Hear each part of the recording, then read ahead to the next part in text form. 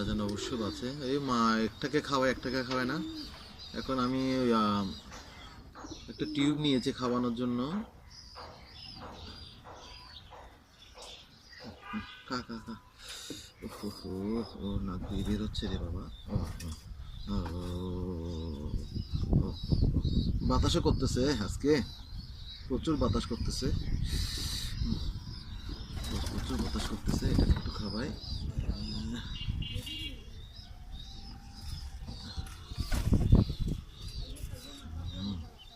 আহ একটু একটু বাবা, একটু সুস্থ হয়ে যা বাবা।